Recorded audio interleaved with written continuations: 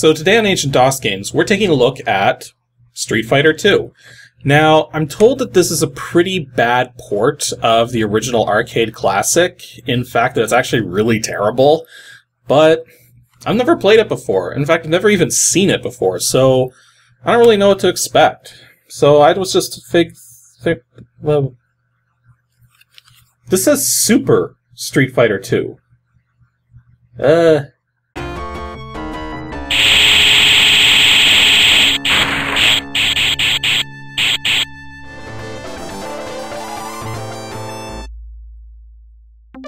Round 1, fight!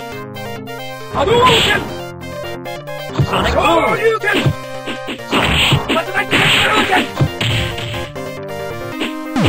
So, I guess we're looking at Super Street Fighter 2 and not the original Street Fighter 2.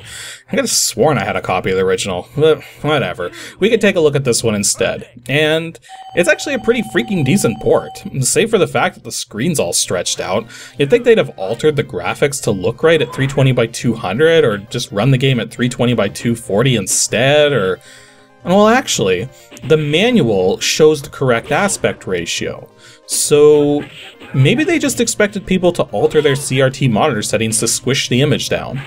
Or, thanks to the power of widescreen, we can just go into the DOSBox config and do this. So yeah, with the graphics at the right aspect ratio now, there's not really too much else to say about this game.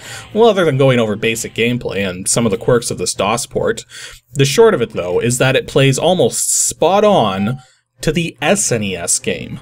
Yeah, apparently much of the code and assets here were taken from the SNES port, similar to what happened with the port of Mega Man X by the same guys. And this one came out way better than Mega Man X did, though. Although there's still some evidence of shortcuts or laziness, the music in particular, which we'll touch on in a bit.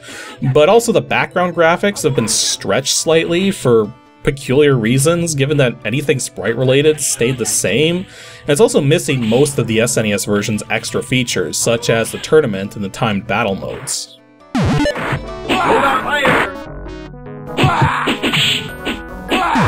Yeah, some of you may have suspected the DOS port of Super Street Fighter 2 was developed by Rosner Labs. It wasn't just the Mega Man games they worked on.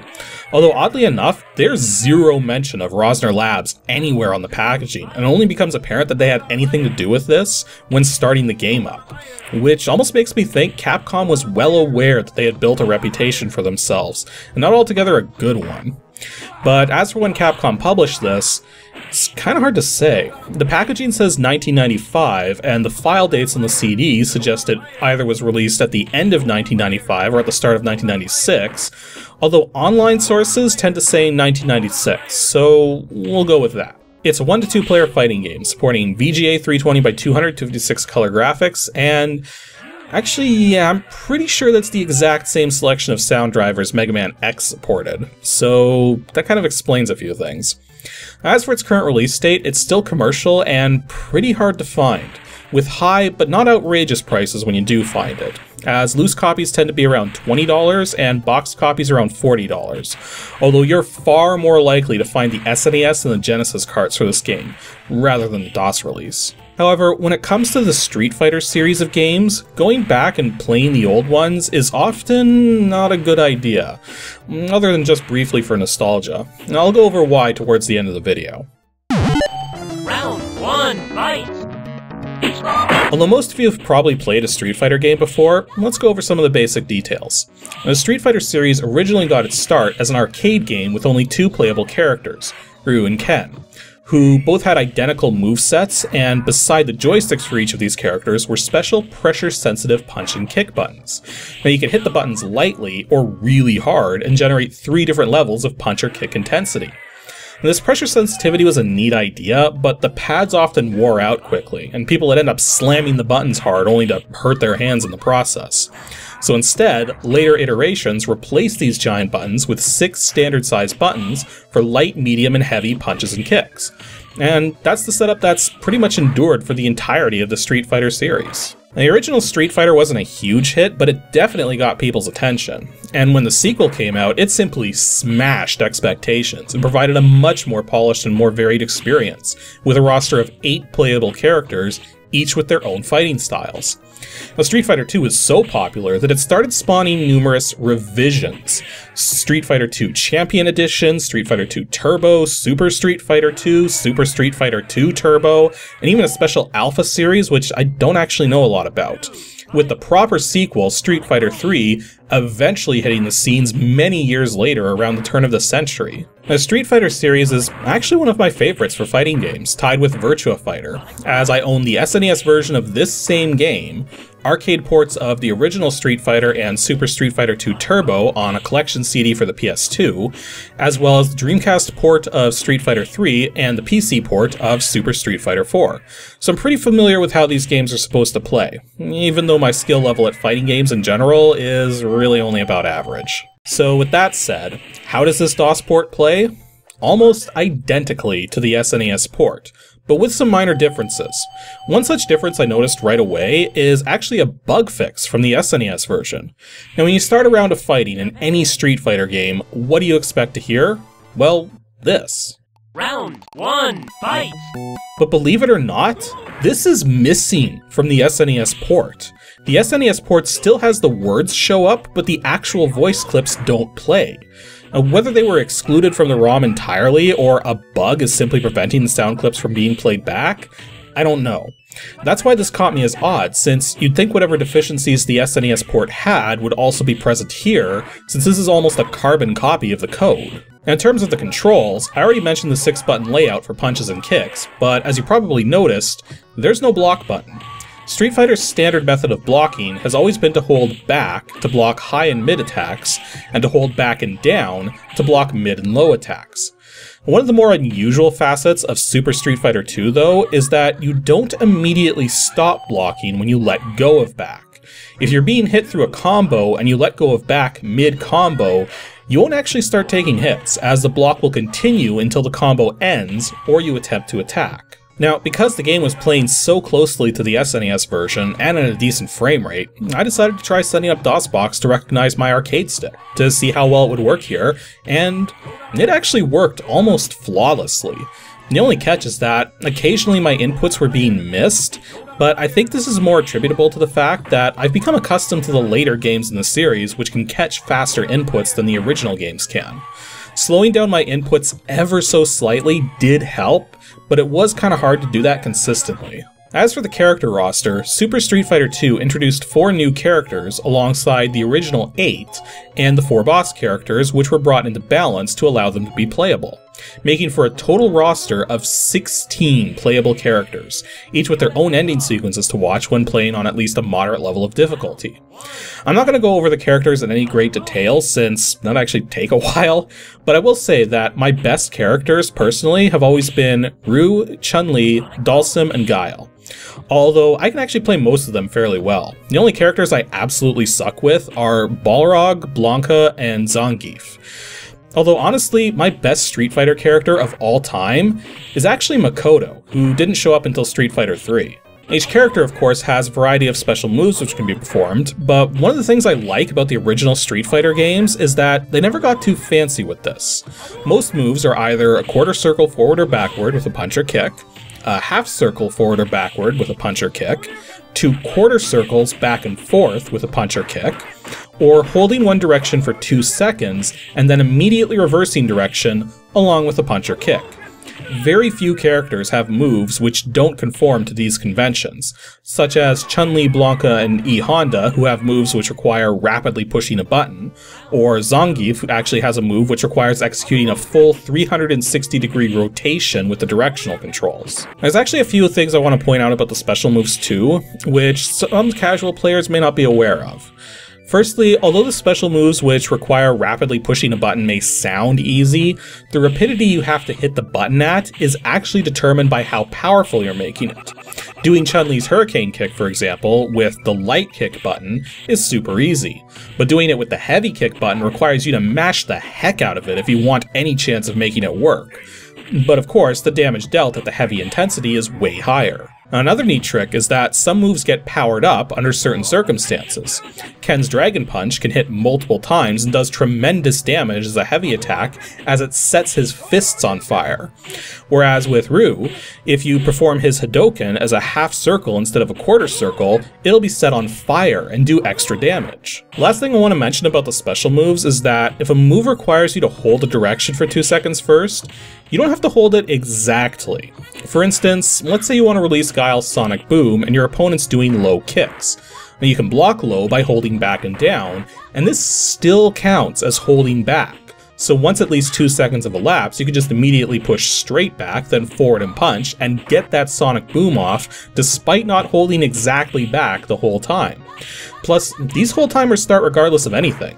You could be in mid-air being knocked backwards, and the timers are still gonna count down, so you could perform a move immediately upon getting back up if you time it right. In fact, if you perform an attack frame perfect upon getting back up, it'll be counted as a recovery and net you some extra points, since it's extremely unlikely the opponent will be able to block it unless they're already prepared for it. But the last thing I want to address is the music. Now, when I covered Mega Man X, I got a number of criticisms for saying the music was bad because I was playing back the Sound Blaster synth interpretations, not using MT32 or General MIDI or anything like that. I'm willing to bet those critiques primarily came from people who missed the fact that I said, well, General MIDI might sound better than FM synth for some people for the music, so you can always give that a try if you want. Well, I actually did test the General MIDI support with what my computer's audio chipset can do, both with Mega Man X and with Super Street Fighter 2, and it doesn't really sound much better. The only major difference is that the instruments actually sound like real instruments, but it doesn't solve the odd pitch anomalies or some of the instruments getting cut off when they shouldn't be, as well as some of them just not being translated to the appropriate instruments in the first place. Once again, the SNES had no FM synth capabilities, everything was digitized samples. And speaking from a programming standpoint, the only reason why this music has been translated to MIDI instead of playing back the SNES music data with the actual samples is because the guys making this game had no idea how to code a sound mixer. Since yes, it would have had to have been done manually, but the results would have been so much better. Not to mention consistent across every computer out there. I mean, geez, I didn't even have a wavetable capable sound card myself until 1999. Overall, save for the music, this is a nearly flawless port of the SNES version of Super Street Fighter 2, which is already a fairly decent port to begin with compared to the original arcade game. Well, yeah, the game is lacking many of the special features of the SNES version, but the raw gameplay is here, and it plays virtually identically. Even the frame rate is a solid 60. Which is actually kind of surprising considering VGA 320x200 runs at 70 Hz, not 60. I checked through my recordings frame by frame, and it was actually synced to 70 Hz. It was just holding one frame out of every 7. So it's impressive that they got the timing down so well, considering how badly Mega Man X was synced. This is probably the best port Rosner Labs ever put out, so I'm glad after all their failings they managed to nail this one as well as they did. But do I recommend playing it? Well, no. See, here's the thing. If you're like me and you've played most or all of the various Street Fighter games, you probably know as well as I do that you either adapt with each new iteration or end up sticking with a particular one because of how it handles and only casually play the others. I'm of the earlier group who adapts to each new one as I obtain them, and quite frankly, I find it really hard to go back to any iteration of 2 after playing 4. Heck, I even have trouble going back to 3. On top of that, Super Street Fighter 2 doesn't really offer much which the other later Street Fighter games don't have. And the later games often control better too, detecting inputs faster and more accurately and often giving the player more leeway in getting their moves right. The point I'm trying to make is that you generally go back to the older Street Fighter games solely for nostalgia, not to actively play them, unless one of the older ones is the one you're most trained in which case, you already own it. So to that end, I recommend playing the more modern Street Fighter games if you have any interest in them at all and have never played one before, rather than starting with an earlier game. As for DOSBox settings, you absolutely want to leave aspect correction off for this one. Other than that, just leave cycle set to max and you're good to go. So, I guess that's it for today's episode of Ancient DOS Games. I could have sworn I had, like, the original Street Fighter 2, not the Super version. Well, hang on here. Yeah, like, I mean, right here, I actually have the original Street Fighter. Like, not Street Fighter 2 or anything, like the original. And the reason I didn't look at this one first is because I wanted to start with something a little more familiar. But, I mean, unless this was... Or hang on, is this Street Fighter series? It says Street Fighter 2 right there. So this is... It has both games. Okay, that makes more sense then. So I guess I do have the original Street Fighter 2. So why don't we take a quick look at it? Like, I mean, this one wasn't so bad. Like, I mean, apart from the music, how bad could this one possibly be?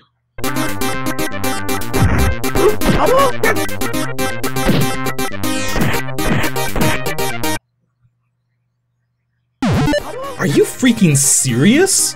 What in the name of the four gaming goddesses happened here? This isn't Street Fighter 2, this is an abomination! The characters are jerking around, jumping with lunar gravity, barely able to perform their moves properly, and instead of a solid 60, the frame rate's a solid 10. Yeah, 6 times worse than it's supposed to be. And no, this is not because of DOSBox, this is how the game actually plays. My word, what have we gotten ourselves into? Well, yeah, let's just pull up the game stats.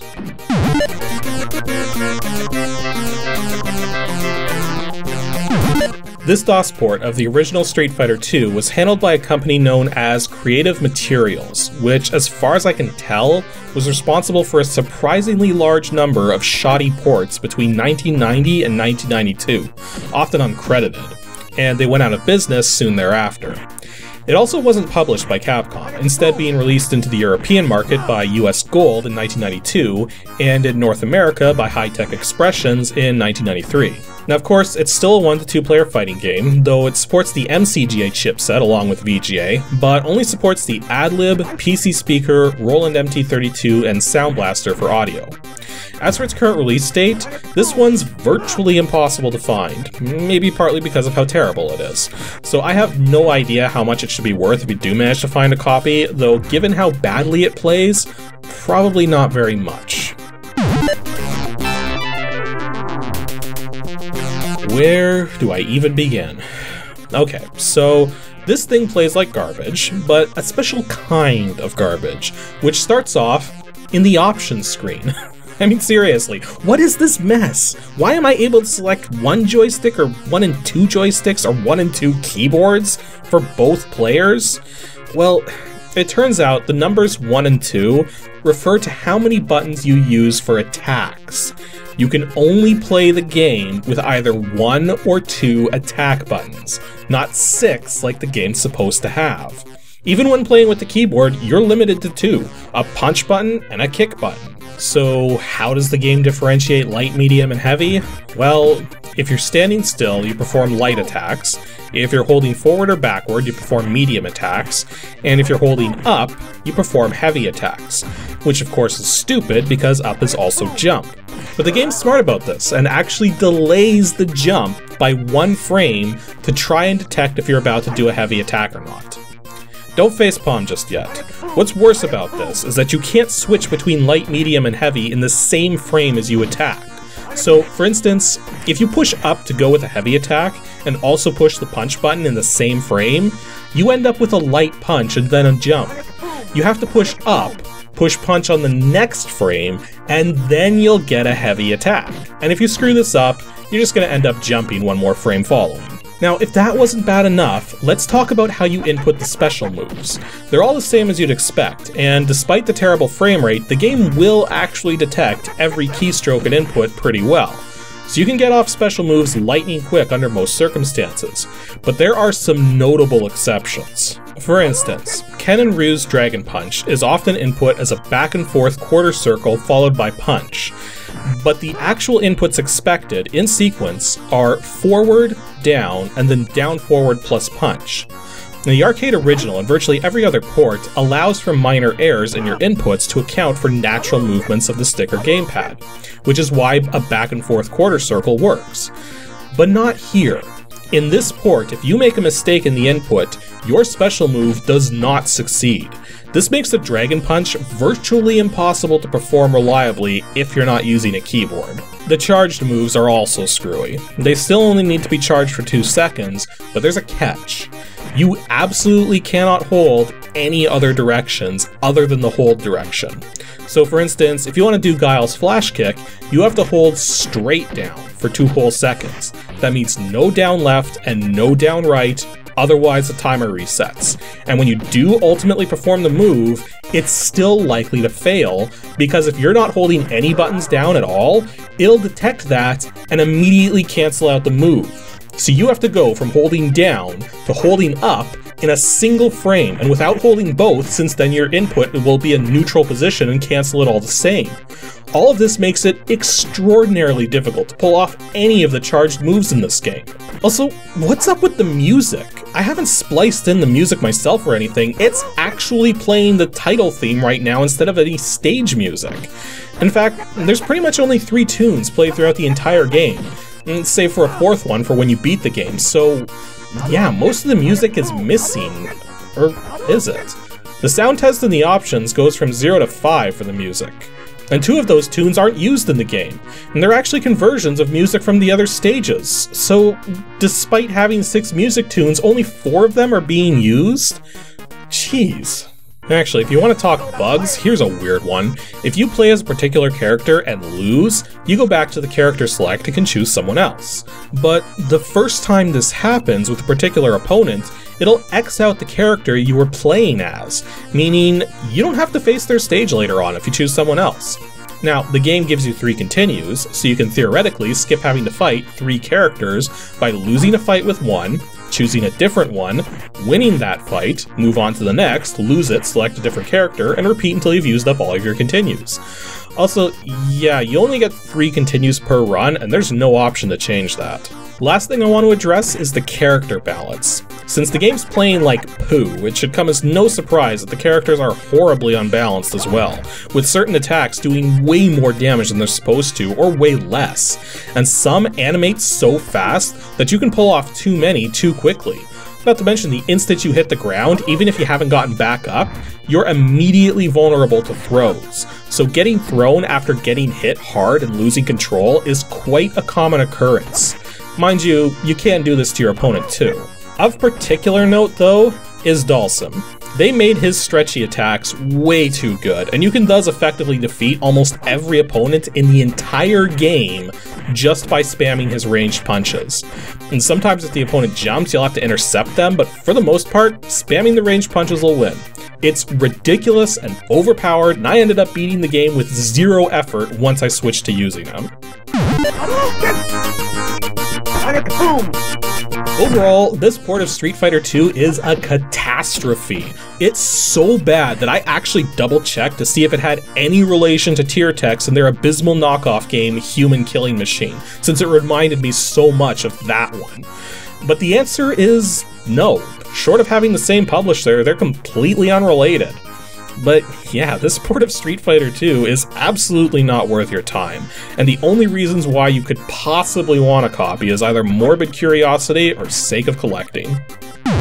And if for some reason you do want to play this, you can technically set cycles to max, but a few unimportant things will go way too fast, such as the title sequence.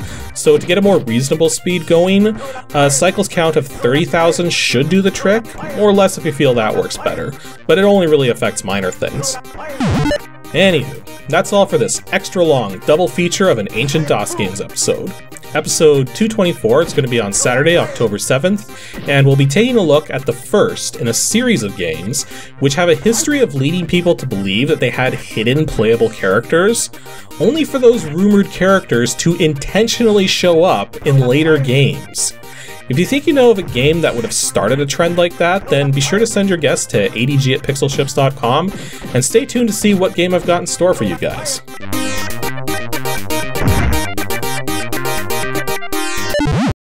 Thanks for watching, everyone, and extra special thanks to those of you supporting me on Patreon. Here's just a small sample of you guys.